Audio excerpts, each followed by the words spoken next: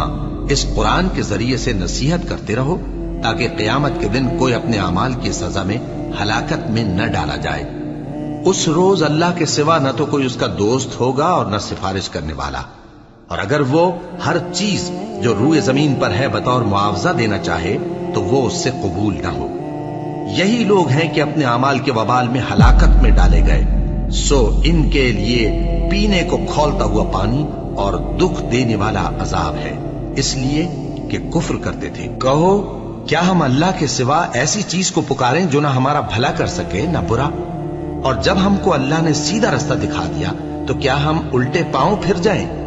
پھر تو ہماری ایسی مثال ہو جیسے کسی کو جنات نے جنگل میں بھلا دیا ہو اور وہ حیران ہو رہا ہو، اور اس کے کچھ رفیق ہوں جو اس کو رستے کی طرف بلائیں کہ ہمارے پاس چلا۔ کہہ دو کہ رستہ تو وہی ہے جو اللہ نے بتایا ہے، اور ہمیں تو یہ